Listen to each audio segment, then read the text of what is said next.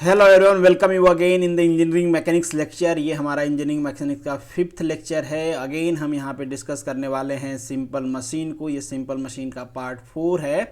As you know कि हम यहाँ पे थियरी डिस्कस करते हैं, उसका एप्लीकेशन डिस्कस करते हैं और कुछ क्वेश्चन डिस्कस करते हैं जो आपके एग्जाम पॉइंट ऑफ व्यू से इंपॉर्टेंट होता है। इंट्रोडक्शन ऑलरेडी आपने देखा हुआ है, क्या होता है इंट्रोडक्शन। यहाँ पे कौन से सिंपल मशीन को हम डिस्कस करने वाले हैं, that is wheel, axle and pulley. दोनों सिमिलर होते हैं एक दूसरे के, इसलिए दोनों को साथ में डिस्कस कर लेंगे। टाइम वेस्ट नहीं होगा और जल्दी से आपका सिलेबस भी कवर हो जाएगा। इसके पहले इंक्लाइन प्लेन, लीवर, वेजेस, ये सारी चीज़ें हमने डिस्कस किया हुआ है। अगर आपने वो लेक्चर्स नहीं देखे हैं तो एक सेपरेट प्लेलिस्ट है इंजीनियरिंग मैकेनिक्स की, वहाँ से आप देख सकते हो। इसके अलावा हमने वर्क एनर्जी भी डिस्कस किया हुआ है, उस पर क्वेश्चन भी डिस्कस किए हुए हैं। ये सारी चीज़ें ऑलरेडी कंप्लीट हैं। अगर आपने नहीं देखे हैं तो ज़रूर देखिए, आपको एग्जाम में इसका फ़ायदा मिलेगा। अगर आप मेरी वीडियो पहली बार देख रहे हो तो आप मुझे टेलीग्राम पे ज्वाइन कर सकते हो, जहाँ पे इनकी PDF आपको मिल जाएगी। ये ग्रुप है जहाँ पे आप अपने क्वेश्चन डिस्कस कर सकते हो। और एज यूजुअल ये इंस्टाग्राम, फेसबुक, ट्विटर, इन सारे प्लेटफॉर्म पे आप मुझसे जुड़ सकते हो। चलिए वीडियो को आप शुरू करते हैं।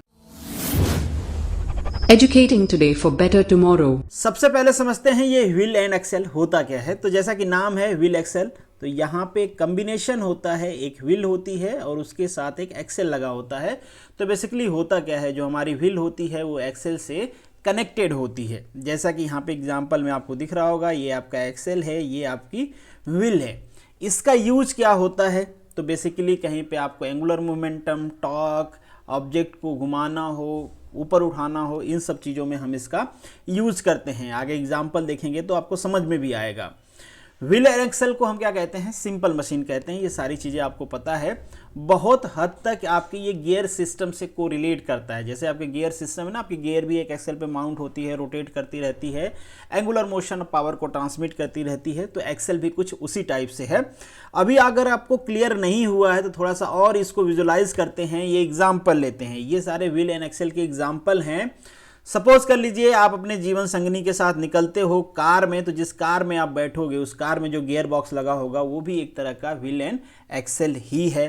फिर रास्ते में उतर के आपने कहीं पे नाश्ता किया, अगर आप नॉनवेज खाते हो तो जो फिश पकड़ी गई रहेगी वो भी शायद इस तरीके से पकड़ी गई रहेगी, जहाँ पे व्हील एंड एक्सेल का यूज हुआ होगा। फिर शाम में जहाँ आप इंजॉय करने के लिए जिस झूले पे बैठे, जहाँ पे बैठ के आपने साथ में जीने मरने की कसमें खाई, प्यार का इजहार किया, वो झूला भी एक एग्जाम्पल है व्हील एंड एक्सेल का।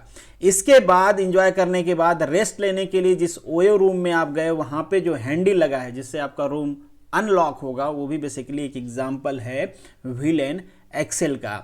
इसके बाद रात भर रेस्ट करने के बाद सुबह जब आप एक्सरसाइज के लिए, साइकिलिंग करने के लिए निकले साथ में, उस टाइम पे जिस साइकिल का आप यूज करोगे वो भी एग्जाम्पल है व्हील एंड एक्सेल का। तो आप देख रहे हो, आपके लाइफ में कहीं भी चले जाओ आप, व्हील एंड एक्सेल किसी न किसी फॉर्मेट में वहाँ पे अपीयर हो जाएगा। तो एक बहुत ही क्रिटिकल रोल है इसका, इसलिए आपको इसके बारे में जानना चाहिए। और जानने के लिए कोई रॉकेट साइंस है नहीं, सिंपल चीज़ है। इसके बाद आप सभी को पता ही है हम लोग क्या फाइंड आउट करेंगे, मैकेनिकल एडवांटेज। बेसिकली अगर एग्जाम पे क्वेश्चन पूछा जाता है तो आपसे मैकेनिकल एडवांटेज के बारे में ही क्वेश्चन पूछा जाएगा। ये सारी स्टोरी है, ये मैं नहीं पढ़ता हूँ, सीधा आपको बताता हूँ कि आप कैसे मैकेनिकल एडवांटेज फाइंड आउट करोगे। वही प्रोसेस है जैसे इससे पहले हम फाइंड आउट करते आ रहे हैं। पावर का कंपैरिजन करेंगे, वर्क का कंपैरिजन करेंगे, टॉर्क का कंपैरिजन कर लो, आप फोर्स का कंपैरिजन कर लो, किसी का कंपैरिजन कर लो, सबसे एक ही चीज आने वाला है। तो इन शॉर्ट हम पावर का कंपैरिजन करते हैं हर बार। यहाँ पे आप देख रहे होगे कि एक व्हील है, बीच वाला एक एक्सेल है, एक एक्सेल की रेडियस है, एक व्हील की रेडियस है। थोड़ा सा इसको और ब्रॉडर वे में समझते हैं तो यहाँ पे आप देख रहे हो ये प्रैक्टिकल यूज में बेसिकली दिखाया गया है। इसीलिए मैंने पहले भी कहा कि जो आपकी पुली है वो बहुत हद तक जब एप्लीकेशन होता है तो एक्सेल से कोरिलेट करती है। तो ये बेसिकली देख रहे हो पुली जैसे आपको दिख रहा होगा, ठीक है। अभी के लिए हम मान लेते हैं कि ये हमारी व्हील है जहाँ पे आप कुछ एफर्ट लगा रहे हो, ये आपका एक्सेल है जहाँ से आपको वर्क आउटपुट मिल रहा है या लोड को आप लिफ्ट कर रहे हो, इन शॉर्ट, ठीक है। तो हमारा जो मैकेनिकल एडवांटेज होता है, इसको आइडियल मैकेनिकल एडवांटेज भी कहीं कहीं लिखा रहता है। क्यों लिखा रहता है ऐसा इसलिए लिखा गया रहता है कि यहाँ पे सारी चीज़ें हम आइडियली लेके चलते हैं। हम मान लेते हैं कि हमारे पावर का कुछ भी लॉस नहीं हुआ है, जितना एफर्ट, जितना पावर हमने यहाँ पे लगाया है वो सारा इधर ट्रांसफ़र हो गया है, कोई फ्रिक्शन नहीं है, इन सब का कोई इनर्शिया नहीं है, कोई वेट नहीं है, सब कुछ ट्रांसफ़र हो रहा है, एकदम आइडियल चल रहा है। दुनिया में रियल नाम की कोई चीज़ है ही नहीं। उस केस में आइडियल मैकेनिकल एडवांटेज लिखा रहता है या सिंपल मैकेनिकल एडवांटेज लिखा रहता है। अगर कोई लॉस होगा तो क्वेश्चन में आपको दिया गया रहेगा कि यहाँ पे इतना फ्रिक्शन लॉस है, कितना मोमेंट ऑफ उसकी इनर्शिया है, तो उस हिसाब से आप फाइंड आउट करोगे। यहाँ पे हम आइडियल मान के चलते हैं। क्या करेंगे भाई, पावर कंपैरिजन करेंगे। पावर कंपैरिजन कैसे होगा, ये आपका एफर्ट है या फिर इसको इनपुट भी कह सकते हो, तो चलो इसको हम ई लिख लेते हैं एफर्ट, या समहाउ कोई इसको इनपुट लिखना चाहता है तो इनपुट लिख ले भैया, मेरी कोई प्रॉब्लम नहीं है। फिर दूसरा क्या है, यहाँ पे पावर आउटपुट। आउटपुट क्या है, ये वाला है, या इसको कोई लोड लिखते हैं तो लोड लिख लो, मुझे भी कोई प्रॉब्लम नहीं है। अब ये पावर इक्वेट कर लिया आपने। पावर होता क्या भैया, पावर होता है वर्क बाई टाइम, मतलब आपके काम करने की कैपेसिटी को ही क्या कहते हैं, पावर कहते हैं। तो ये इनपुट वाला है, लिख लो, ये आपका वर्क आउटपुट वाला है, ये भी लिख लो। ये से कैंसिल आउट हो जाएंगे।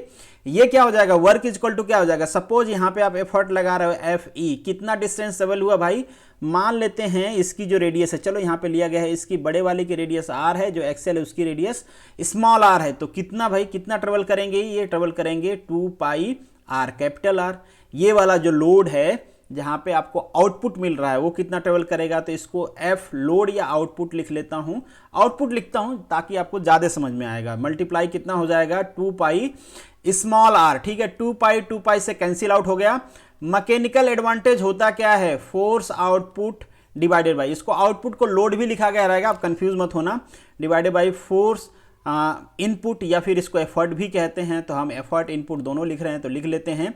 तो क्या हो जाएगा, दिस बाई दिस, तो ये क्या हो जाएगा, capital R by small R. Capital R क्या है, आपके व्हील की रेडियस है, स्मॉल आर क्या है, आपके एक्सेल की रेडियस है। दैट्स मीन कि मैकेनिकल एडवांटेज किसके इक्वल होता है, that is the ratio of wheel radius to the axle radius. इस फॉर्मेट में भी आप इसको याद कर लेना, एग्जाम में क्वेश्चन पूछा जाएगा तो इजीली आप रिप्लाई कर लो। आपको समझ में भी आ रहा होगा कि जितना व्हील की रेडियस बड़ी होगी मैकेनिकल एडवांटेज उतना बड़ा होगा, जितना मैकेनिकल एडवांटेज ज़्यादा होता है कम एफर्ट लगा के आपको ज़्यादा आउटपुट मिलता है। ये सारी चीज़ें सिंपल लॉजिक पे बेस्ड हैं, तो इजीली आप समझ सकते हो। बड़ा वाला झूला, इससे पहले मैंने जो आपको दिखाया था, थोड़ा सा फिर से दिखा देता हूँ। ये वाला झूला आप देखते हो ना, काफ़ी बड़ी व्हील होती है और एक आदमी इसके ऊपर चलता है, आराम से इस पर 50 लोग बैठ के घूमते रहते हैं। मतलब एक आदमी इतने बड़े व्हील पे 50 लोगों को बिठा के, 100 लोगों को बिठा के घुमा देता है इजीली। क्यों घुमा देता भाई, क्योंकि मैकेनिकल जो एडवांटेज होता है उसका काफ़ी ज़्यादा होता है, क्योंकि व्हील के कंपेरिजन में जो एक्सेल की रेडियस होती है काफ़ी कम होती है। तो ये इसका बेसिकली फिजिकल यूज है। अब आगे बढ़ते हैं, पुली की बात कर लेते हैं। पुली की बात यहां पे इसलिए कर रहे हैं क्योंकि सिमिलर है। कैसे सिमिलर है, बस डिफरेंस यही है कि जो एक्सेल है, एक्सेल में हमने क्या किया, ग्रू कर दिया, ग्रू में क्या कर लिया, एक रोप बेल्ट कुछ भी लगा दिया, चेन लगा दिया और वो बन गई पुली। तो पुली और एक्सेल नियर अबाउट सिमिलर है, इसलिए यहाँ पे डिस्कस करेंगे तो आपको ज़्यादा प्रॉब्लम होगी नहीं। यहाँ पे मेंशन भी है, आपकी जो पुली होती है बेसिकली एक फ्लेक्सिबल रोप, कॉर्ड, चेन, ये सारी चीज़ें कैरी करती है, एनर्जी और पावर को ट्रांसमिट करती है, फोर्स के डायरेक्शन को चेंज करती है। यही काम करते हैं जो काम बेसिकली इसके पहले एक्सेल कर रहे थे, एक्सेल एंड व्हील कर रहे थे। दोनों में बस डिफरेंस इतना ही है कि वहाँ पे रोप का बेसिकली हम यूज कर लेते हैं, बेल्ट का यूज कर देते हैं वहाँ पे ग्रू बना के। ठीक है, टाइप्स ऑफ पुली होती है, कितने टाइप्स की होती हैं भाई, किस टाइप से हम इसका यूज कर सकते हैं। तो यहाँ पे आप देख रहे होगे एक फिक्स पुली है, ये मूवेबल पुली है, इस टाइप से भी यूज होता है। कंपाउंड भी होते हैं, मतलब एक से ज़्यादा पुली भी लगा देते हैं। क्यों लगाते हैं हम आगे डिस्कस करते हुए चलेंगे। तो ये बेसिकली टाइप्स हैं आपके पुली का, कि किस तरीके से आप अपने पुली को यूज कर रहे हो। क्या फ़ायदा होता है मल्टीपल पुली लगाने का, सिंगल पुली लगाने का, ये आपको कैसे पता चलेगा, ये पता चलेगा आपको मैकेनिकल एडवांटेज के फॉर्मूला से। तो मैकेनिकल एडवांटेज का फॉर्मूला डिस्कस कर लेते हैं भैया, होता क्या है, सिंगल पुली का क्या होता है, मल्टीपल पुली का क्या होता है। जब 1 बाय 1 करके डिस्कस करेंगे सारा फंडा आपका क्लियर हो जाएगा। इसको थोड़ा सा ध्यान से देखना, क्योंकि बहुत सारे जगह इसको काफ़ी कॉम्प्लिकेटेड ढंग से दिया होगा तो आप कंफ्यूज होगे। मैं इसको आसान भाषा में, लल्लन टॉप जैसे कहता है कि लल्लन टॉप भाषा में, तो मैं उस भाषा में आपको समझा दूंगा। सपोज कर लीजिए यहाँ पे एक पुली है, यहाँ पे पुली के साथ मान लीजिए कोई एक रोप लगा हुआ है, यहाँ पे कुछ वेट लटका हुआ है, ये वेट है और आपको इधर इसको खींचना है। आप इधर से एफर्ट लगा रहे हो, फोर्स वाला एफर्ट, ठीक है। ये सपोज कर लेते हैं, इसका कुछ वैल्यू ले लेते हैं। अगर मैं टी लूँगा ना और ये कुछ इमेजिनरी वैल्यू एफ लूँगा, फिर बहुत टी एफ हो जाएगा, तो आप कंफ्यूज होगे बार बार। हम कहेंगे T1 इक्वल टू T2, इस टाइप से ज़्यादा प्रॉब्लम क्रिएट होता है। तो सिंपल भाषा में हम एक एग्जाम्पल लेते हैं, सारी चीज़ें आपको समझ में आ जाएंगी, फिर डायरेक्टली मैं उसको जनरलाइज कर दूंगा। तो यहाँ पे आप देखो, अगर हम यहाँ पे 3 कंडीशन एज्यूम कर लेते हैं। पहली कि जो हमारी ये पुली है इसका कोई इनर्शिया नहीं है, कोई इनर्शिया नहीं है, सॉरी आई कोई नहीं है, इनर्शिया कोई नहीं है, इसका कोई वेट नहीं है, और ये जो है रोप इसका भी कोई वेट नहीं है। तो ये सारी चीज़ें हम निग्लिजिबल मान के चल रहे हैं। तो अगेन हमने एज्यूम कर लिया है कि यहाँ पे कोई पावर लॉस होने वाला नहीं है, ठीक है। तो बहुत ही सिंपल, इस पूरे वेट को अगर आपको उठाना है भैया तो यहाँ पे आपको कितना फोर्स लगाना पड़ेगा, सिंपल 100 न्यूटन उठाना है तो 100 न्यूटन लगाना पड़ेगा भैया। जितना कोई एडवांटेज मिल रहा है यहाँ पे नहीं मिल रहा है, मैकेनिकल एडवांटेज आपको 1 दिख रहा है, क्योंकि फोर्स जितना आपने एफर्ट लगाया उतना ही आउटपुट आपको मिला 100। इन दोनों का रेशियो अगर इक्वेशन 1 कर देते हैं, इन दोनों का रेशियो मैकेनिकल एडवांटेज होता है। यहाँ पे मैकेनिकल एडवांटेज आउटपुट कितना है 100 न्यूटन, एफर्ट आपको कितना लगाना पड़ेगा 100 न्यूटन का, मैकेनिकल एडवांटेज 1 पुली है, मैकेनिकल एडवांटेज कितना आया है 1 आया है। ध्यान रखना कैसे आया है, सिंपल आपको समझ में आ रहा होगा। इसको उठाना है, जितना उठाना उतना ही खींचना पड़ेगा, क्योंकि दूसरा कोई इनपुट आउटपुट है ही नहीं, ठीक है। अब आप कहोगे फिर फायदा क्या है पुली लगा के बस यहाँ पे इतना फायदा है कि यहाँ पे आपको सीधा स्ट्रेट उठाना पड़ता है, यहाँ पे थोड़ा सा आपको डायरेक्शन चेंज करके फोर्स लगाना है, थोड़ा कंफर्टेबल होता है किसी चीज को नीचे खींचना रादर देन उसी चीज को ऊपर उठाना, ठीक है। तो इसलिए हमने यहाँ पे ये फॉर्मूला पुली लगाने से थोड़ा सा आपको ये फायदा मिलता है, बाकी फोर्स तो आपको उतना ही लगाना पड़ेगा।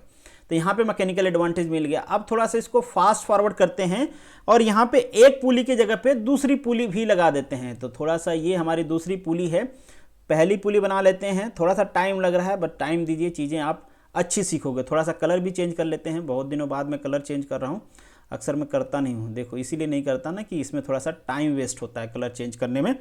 तो यहाँ पे अगेन हमने क्या किया, एक पुली लगा दिया। ये पुली को हमने क्या किया भैया, यहाँ से हुक से एक दूसरी पुली को अटैच कर दिया, ठीक है। तो ये हमारी एक दूसरी पुली है, इसके ऊपर एक रोप आ गई। अगेन यहाँ से हमने क्या लगा दिया, सॉरी फोर्स नहीं लगा रहा हूँ मैं, वही लगा दे रहा हूँ अगेन 100 न्यूटन का यहाँ पे वो लगा दिया। और अगेन ये जो रोप है इसको आप खींच रहे हो तो यहाँ पे आपको एफर्ट लगाना है, ठीक है। कैसे फाइंड आउट करेंगे, बहुत ही सिंपल है। अगेन हम ये सारी चीजें मान के चल रहे हैं कि जो पुली हैं दोनों ये क्या है, मासलेस हैं, कोई एनर्सिया नहीं है।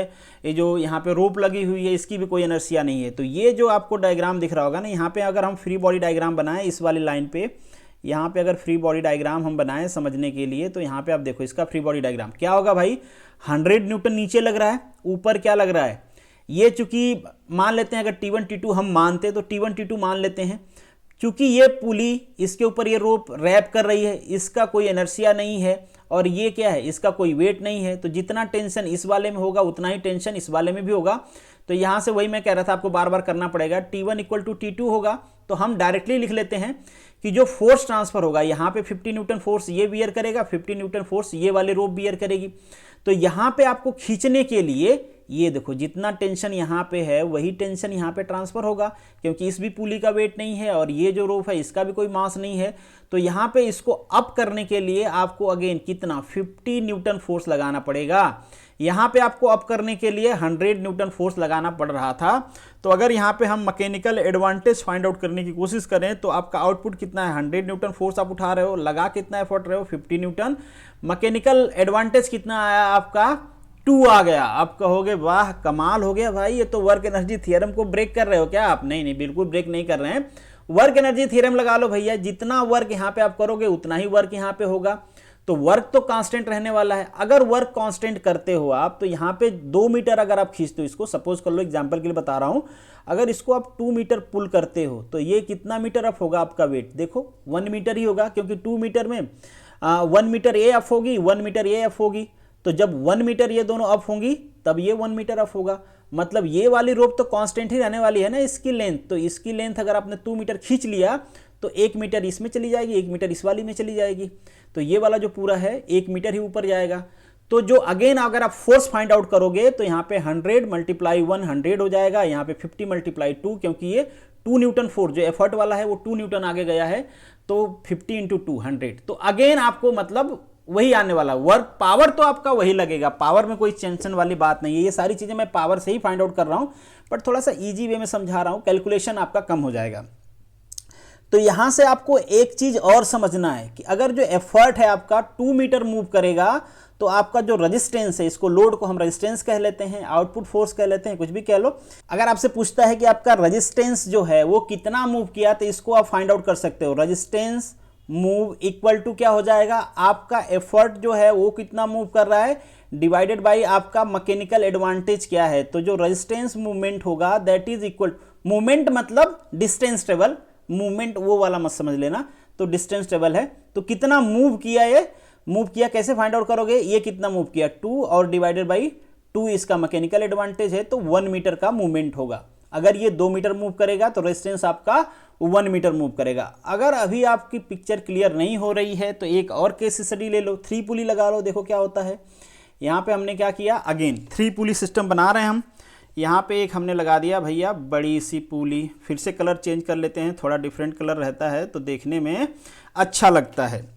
दूसरी पुली लगा देते हैं इसके नीचे, जस्ट इसके नीचे हमने एक दूसरी पुली लगा दिया, ये छोटी सी दूसरी पुली लगा दिया, दूसरी पुली लगा दिया, इसके ऊपर हमने रोप घुमा दिया इस तरीके से, यहाँ पे एक बड़ी सी पुली लगा दिया, ये रोप यहाँ पे लगा दिया, और ये रोप तो इससे कनेक्ट रहेगी तभी रुकेगी ना यार, तो मतलब ये इससे इसको कनेक्ट कर देते हैं, ठीक है। तो ये वाली रोप जो घूम के आ रही है यहाँ पे, ये हुक जॉइंट से मान लो इससे कनेक्टेड है, ठीक है। तो ये हमारी 3 रोप पुली सिस्टम बन गया। अगेन यहाँ पे हम वही काम करते हैं, 100 न्यूटन का फोर्स लटका देते हैं। अब क्या होगा, अगेन आपको फाइंड आउट करना है। कैसे फाइंड आउट करोगे आप, बहुत ही सिंपल। फिर से हम क्या करते हैं भैया, यहाँ पे एक फ्री बॉडी डायग्राम इसको कंसीडर कर लेते हैं, ठीक है। नीचे कितना वेट लग रहा है, इसमें कितना वेट लग रहा है भाई 100 न्यूटन। अब ये 100 न्यूटन ये रोप और ये रोप, ये तीनों रोप मिलके बियर करेंगी, पर हमको ये समझना है कि ये तीनों कितना बियर करेंगी, कितना। तो ये देखो ध्यान से, ये वाली जो रोप है इस पुली पे घूमी हुई है, और ये रोप मतलब इन दोनों में सेम टेंशन होगा क्योंकि सेम रोप है, और ये जो पुली जिस पुली पे जा रही है उसका कुछ एनर्सिया नहीं है, पावर लॉस कुछ होगा नहीं, तो सेम ट्रांसफर होगा, मतलब इसका टेंशन सेम होगा, ये वाली टेंशन सेम होगा। जब इसका टेंशन सेम है और यही वाली रोप इस वाले पुली पे रैप हुई है, और इस पुली का भी कोई मास नहीं है, कोई लॉस नहीं है, अगेन यहाँ का कोई वेट नहीं है, तो ये क्या हो जाएगा, इसमें भी टेंशन सेम रहेगा। मतलब अब ये तीनों पुली मिलके इस 100 न्यूटन को वियर करेंगी, तो कितना कह लेते हैं हम, तीनों पुली मिलके मतलब 33.33 कर लेते हैं, आप लिख लेना इसको। तीनों में 33.33 कुछ आ जाएगा, इसमें 33.33 इतना वेट आएगा। तो जब इस रोप पे जो लोड आ रहा है वो कितना 33.33 आ रहा है, दैट्स मीन यहाँ पे इसको अप करने के लिए जो आपको एफर्ट लगाना पड़ेगा वो कितना लगाना पड़ेगा 33.33 न्यूटन। तो अब देखो, अगर यहाँ पे आप मैकेनिकल एडवांटेज फाइंड आउट करते हो, मैकेनिकल एडवांटेज इक्वल टू क्या हो जाएगा, ये आपका लोड है, आउटपुट है, ठीक है। तो 103.33 ये आपने फोर्स लगाया है, किसके इक्वल टू हो जाएगा भाई, ये 3 के इक्वल हो जाएगा। बहुत ही सिंपल। तो इन सब चीज़ों से आपको क्या ज्ञान मिल रहा है, अगर आप चाहो तो 4 पुली बना लो, उसके बाद आप 5 पुली बना लो, सब बना के प्रूव कर सकते हो आप। इससे आपको क्या क्या चीज़ दिख रही है, ये दिख रहा है कि जितना आपका रोप में सेक्शन है मैकेनिकल एडवांटेज उतना ही आपका बढ़ जाएगा।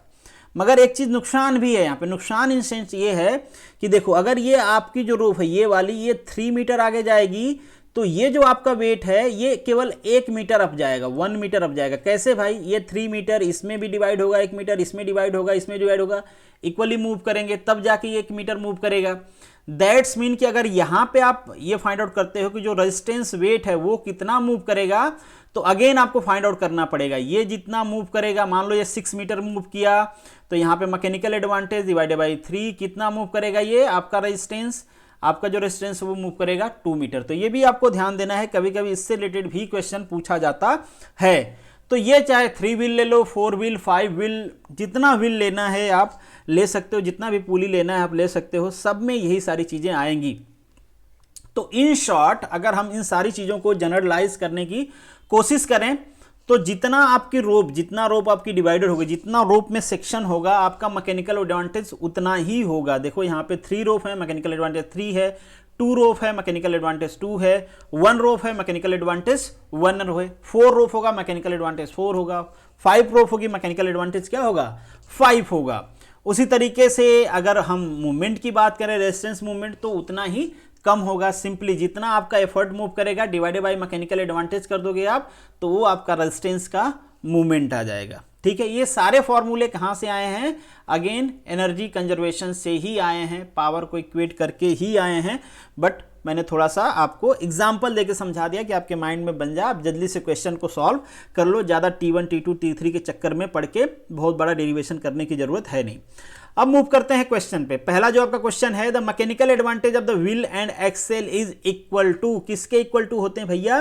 That is radius of wheel divided by radius of axle, radius of wheel divided by radius of axle. बिल्कुल सही बात। क्वेश्चन नंबर 2 क्या है? A shaft that fix to the center of the wheel allowing to the wheel rotate freely and example of, किसका example है ये? Wheel and Excel का। बहुत ही सिंपल। और जो क्वेश्चन नंबर 3 है ये गलती से रिपीट हो गया, तो चलो इसको छोड़ देते हैं, रिपीट हो गया कोई बात नहीं। नेक्स्ट जो आपका क्वेश्चन है ये सिंपल पुली का क्वेश्चन है। किस टाइप के क्वेश्चन पूछे जाते हैं उसी की एग्जाम्पल के लिए मैंने यहाँ पे दिया है, ताकि आपको ये सारी चीजें समझ में आ जाए। तो यहाँ पे कह रहे हैं ये कि ये जो 10,000 का रेजिस्टेंस है ये बेसिकली इस सिस्टम में आपको दिख रहा होगा, यहाँ पे रेजिस्टेंस फोर्स है, इसकी वैल्यू दिया गया है कितना है? 10,000 न्यूटन है। अब यहाँ पे इस डायग्राम को देखते हुए आपसे पूछा गया है, पहला क्वेश्चन मैकेनिकल एडवांटेज बताओ। मैकेनिकल एडवांटेज कितना होता है भैया? बहुत ही सिंपल, इजीली बता सकते हो आप। मैंने कहा जितना रोफ है काउंट कर लो उतना ही मैकेनिकल एडवांटेज होगा। 3 to 5 कितने हो जाएंगे भाई? 5। तो ये मैकेनिकल एडवांटेज कितना हो गया इसका? 5 हो गया। बहुत ही सिंपल। नेक्स्ट जो क्वेश्चन है, द आइडियल एफर्ट रिक्वायर्ड, कितना होगा आइडियल एफर्ट? कितना चाहिए आपको भैया? तो आपको पता है मैकेनिकल एडवांटेज जो होता है वो रेजिस्टेंस या फिर आपका output divided by force input. तो फोर्स इनपुट आपको पूछा गया है, रेजिस्टेंस आपको पता है कितना है? रेजिस्टेंस आपका 10,000 न्यूटन। मैकेनिकल एडवांटेज कितना है? 5। तो ये कैंसिल आउट हो जाएगा, दैट्स मीन कि 2000 न्यूटन। इतना फोर्स आपको इधर लगाना पड़ेगा, तब जाके ये आपका वेट क्या करेगा? मूव करना स्टार्ट करेगा। नेक्स्ट जो आपसे क्वेश्चन पूछा गया है, the distance of the weight will rise if the effort force move 1 metre. ये कह रहे हैं अगर ये एफर्ट फोर्स ये 1 मीटर मूव करता है, मतलब आपने ये रोप को यहाँ खींच के ला दिया, ये 1 मीटर हो गया, तो पूछा गया है कि ये वेट कितना अप जाएगा, ये आपको बताना है। मैंने क्या बोला था कि अगर आपको फाइंड आउट करना है कि रेजिस्टेंस कितना मूव किया, तो आपको फाइंड आउट करना है कि आपका एफर्ट फोर्स, मतलब फोर्स एफर्ट कितना मूव किया डिवाइडेड बाय मैकेनिकल एडवांटेज क्या है। तो कितना मूव किया है? 1 मीटर। मैकेनिकल एडवांटेज कितना है? 5। ये हो जाएगा 0.2 मीटर। बहुत सिंपल। नेक्स्ट जो आपका क्वेश्चन है, the mechanical advantage, actual mechanical advantage if actual effort. यहाँ पे एक्चुअल वर्ड ऐड कर दिया है, मतलब वहां पे कुछ लॉसेस हो रहे होंगे। ये कह रहे हैं कि 2000 फोर्स नहीं लगाना पड़ रहा है, फोर्स लगाना पड़ रहा है 2500। तो उस केस में बताओ मैकेनिकल एडवांटेज का क्या होगा? तो जब लॉसेस होंगे भैया मैकेनिकल एडवांटेज ऑटोमेटिकली घट जाएगा, क्योंकि हमने जो ये आइडियली डिराइव किया है वहां पे मान के चल रहे हैं हम कि इस जो रोप है इसका कोई मास नहीं है, पुली की कोई इनर्शिया नहीं है, कोई फ्रिक्शन नहीं है, बट यहाँ पे है। तो यहाँ पे आपको फाइंड आउट करना है actual mechanical advantage, that is equal to आपका रेजिस्टेंस कितना है वही रहने वाला है 10,000 डिवाइडेड बाई फोर्स कितना लगाया आपने 2500। ये दोनों कैंसिल आउट हो जाएंगे, दैट्स मीन 4। तो मैकेनिकल एडवांटेज देख रहे हो आप कि घट गया। ये 5 रोप वाला सिस्टम यहाँ पे काम नहीं करेगा। क्यों काम नहीं करेगा? क्योंकि यहाँ पे लॉसेज हैं। जब आइडियल केस रहेगी तभी आप उस तरीके से जज करोगे, क्योंकि सारे लॉसेस को हमने निग्लेजिबल मान लिया है। एग्जाम में भी निग्लेजिबल मान के ही चलते हैं, क्योंकि आपका जो क्वेश्चन होता है 1 मार्क्स में होता है, कम टाइम के लिए दिया जाता है, तो उतना कैलकुलेशन आपसे पूछेंगे नहीं, इसलिए इसी टाइप के क्वेश्चन आपसे पूछे जाते हैं, इजी वाले, आइडियल वाले। तो this is the end of this video. Thank you so much for watching this. मिलेंगे नेक्स्ट वीडियो में, तब तक के लिए all the best, good luck.